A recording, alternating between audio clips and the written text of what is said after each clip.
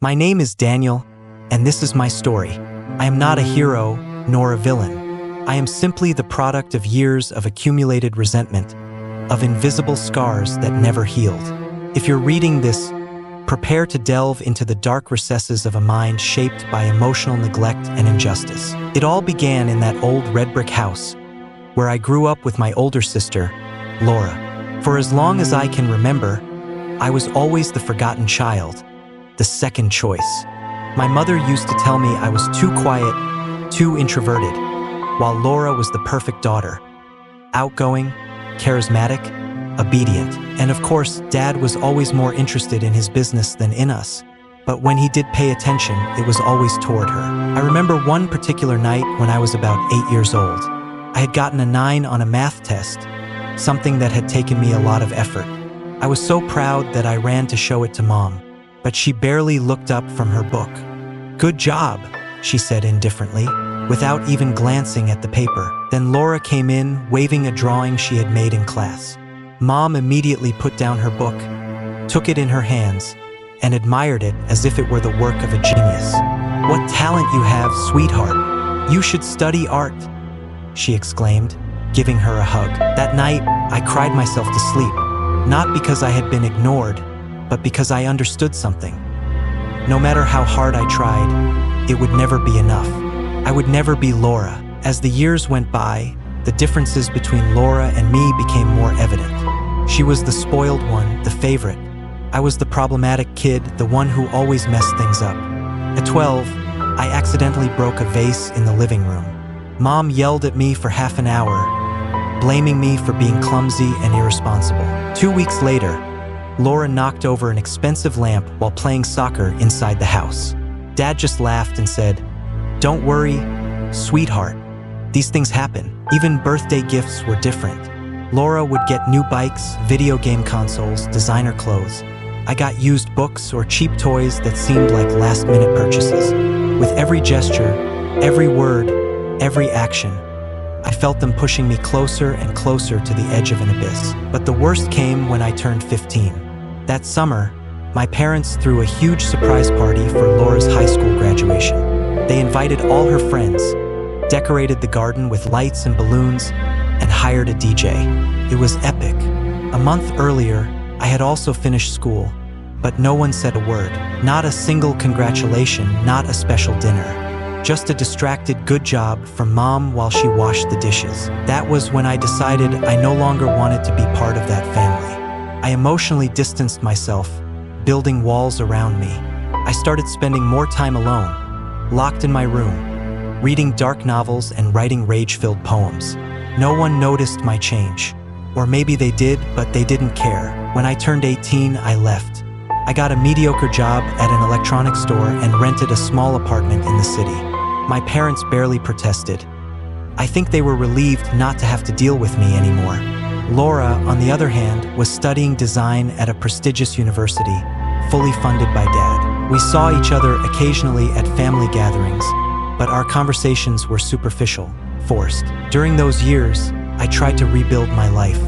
I worked hard, saved money, and learned to fend for myself. But the resentment never disappeared. It became a constant shadow, following me everywhere. I began fantasizing about ways to make them pay for everything they had done. I didn't want to physically hurt anyone, but I wanted them to feel the same pain I had endured for years. Then, one day, something happened that changed everything. Laura got married. It was a huge wedding fit for a princess. All the guests wore elegant suits and long dresses. I attended only because I knew my absence would raise suspicions. During the ceremony, I watched my radiant sister standing next to her groom, surrounded by love and admiration. My parents were in the front row, smiling proudly. It was as if I didn't exist. But what really struck me was what I overheard after the reception. As I walked toward the bathroom, I heard my mother talking to one of her friends. She said, "Daniel has always been a dead weight. Thank God we have Laura. She's our real blessing." Those words echoed in my head for days. It was official. I had never been part of that family. To them, I was invisible, a mistake they preferred to ignore. I decided it was time to act. My plan didn't involve violence or direct confrontations. I wanted something more subtle, more cruel, something that would destroy them slowly from within. First, I investigated everything about them. I discovered that my father had been investing large sums of money in fraudulent businesses. I also found out that Laura and her husband were having financial problems due to excessive spending. Using false information and carefully selected contacts, I began spreading rumors about Dad in business circles. Soon, his partners started distrusting him, and several major projects were canceled. Next, I infiltrated Laura's social media. I created fake profiles and posted anonymous comments criticizing her work as a designer. Her clients began pulling out, and her reputation quickly deteriorated.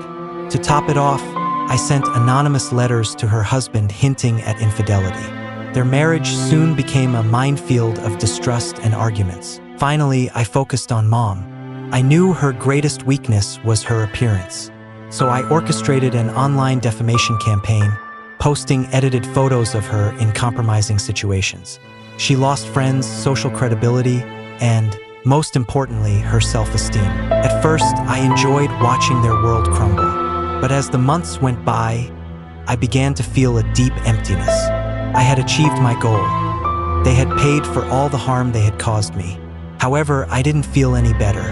Instead of peace, I only found loneliness. One day, I received a call from Laura.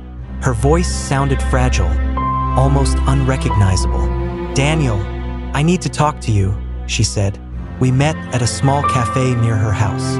She had deep bags under her eyes and looked like she had aged years in just a few months. "I know everything," she murmured.